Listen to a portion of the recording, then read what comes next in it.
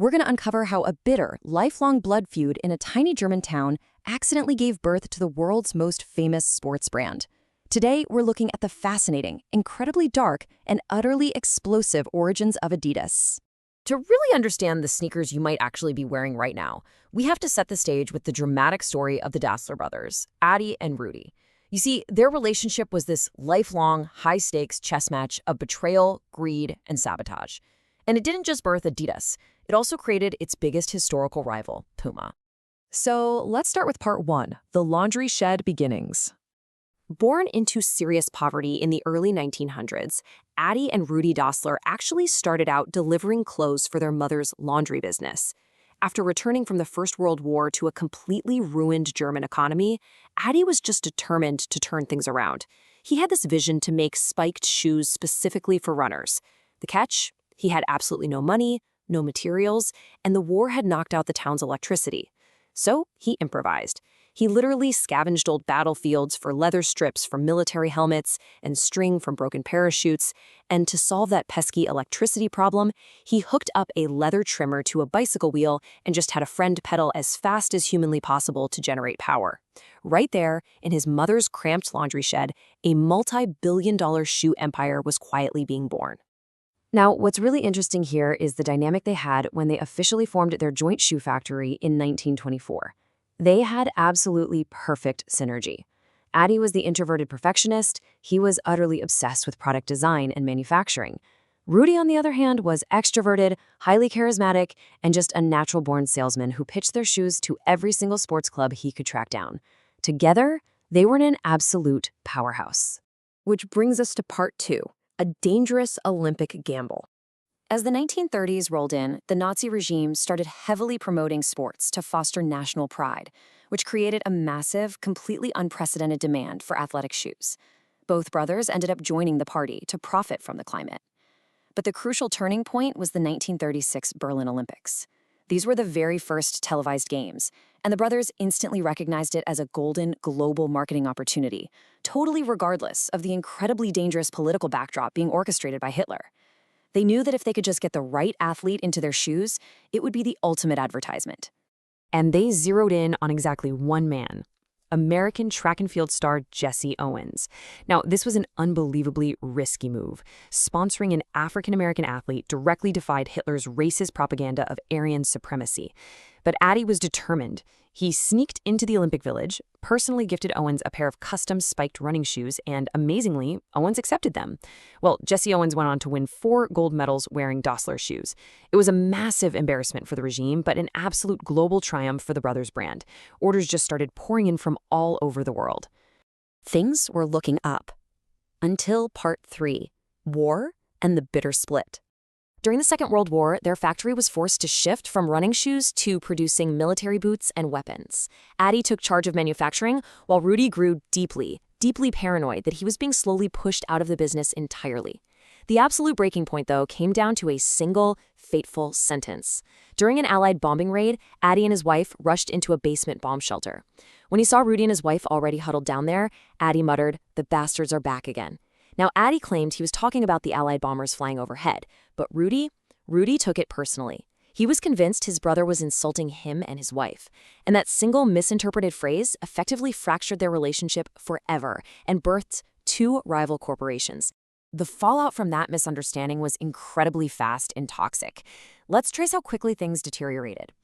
After that bomb shelter incident in 1943, Rudi actually reported Adi to authorities for hoarding leather.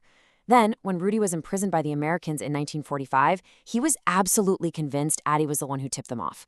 So in retaliation, Rudi testified against Adi in a war profiteering trial the very next year. By 1948, the hatred was just so suffocating that they officially split the company's assets right down the middle. And that launches us into part 4, birth of the 3 Strapes. That 1948 split was unbelievably messy. Most of the technical manufacturing staff stayed with Adi, and he formed a new company by combining his nickname, Adi, with his last name, Dassler. Adidas.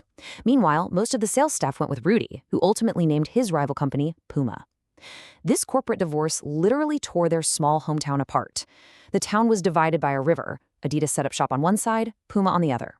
It got so ridiculous that there were separate schools, rival gangs formed based entirely on footwear, and dating someone from the other side of the river, strictly forbidden. The hometown actually became known as the town of bent necks because residents constantly looked down at your shoes to see what brand you were wearing before deciding if they would even say hello to you. I mean, even the local mayor had to wear one Adidas shoe and one Puma shoe just to remain politically neutral. But amidst all this chaos, Adi was about to pull ahead in a massive way. To make his running shoes more stable, he had added 3 leather stripes to the sides. In 1949, he had this absolute stroke of genius to paint those stripes white so his shoes would instantly pop on the field. But more importantly, he invented adjustable cleats with screw-in studs on the bottom, giving athletes a totally customized grip. And this specific innovation perfectly set the stage for the 1954 World Cup. Rudi actually knew the German national team coach, but he fumbled the deal over payment terms. So, Adi swoops right in and equips the team with his new adjustable Adidas cleats. When a massive rainstorm hit right before the final match against Hungary, the German players simply screwed in longer studs. While the heavily favored Hungarian players were slipping all over the mud, West Germany ran perfectly and secured a total miracle victory. Adi became a national hero overnight, and Adidas claimed the ultimate cultural win. Which brings us to part 5, the ultimate sneaker war. You'd think it would end there, but no. The feud didn't die with the brothers. It was inherited by their sons. Horst took over Adidas and Armin took over Puma, and they escalated the sabotage to a global level. Like at the Melbourne Olympics, Puma's shipments were mysteriously held up at customs, while Adidas shipments sailed right through. By the late 1960s, these sons were burning through staggering amounts of cash in petty bidding wars just to sponsor athletes. Realizing they were literally about to bankrupt each other, Horst and Armin made a secret pact before the 1970 World Cup in Mexico. They shook hands and agreed that the most famous athlete in the world at the time, Brazilian superstar Pele, was strictly off-limits. Neither brand would sign him. But when the cameras rolled for the opening whistle of the quarterfinals, the whole world watched as Pele calmly asked the referee to pause the game. He knelt down right in the center circle and slowly, deliberately tied his shoelaces. The camera zoomed in, broadcasting to millions of viewers around the globe. And there it was, the Puma logo. Puma had secretly paid Pele $125,000 just to tie his shoes on camera. It was a flawless, completely spite-driven marketing betrayal. It made Puma a global bestseller overnight and completely reignited the family war. Finally, let's look at part 6, a divided legacy. Adi and Rudi eventually passed away in the 1970s, never having spoken a single word to each other again. But without their brilliant founders, both brands nearly bankrupted themselves fighting each other. They completely missed the rise of a brand new competitor creeping up from the US, Nike. Both were forced to sell to private investors by the late 1980s. Outside money had to step in to save them. At Adidas, Robert Louis Dreyfus totally revitalized the brand by focusing on serious athletes in pop culture, launching the Predator boots, signing David Beckham, and eventually partnering on billion-dollar lines like Yeezys. Over at Puma, Jock and Zeitz saved the company by pivoting hard to niche markets like Formula One, sponsoring Usain Bolt, and boldly turning sportswear into edgy high fashion through collaborations with designers like Alexander McQueen and Rihanna. Decades after the brothers lost control of their empires, the corporate entities finally decided enough was enough. In 2009, employees and CEOs from both Adidas and Puma gathered back in their hometown to play a friendly mixed-team football match.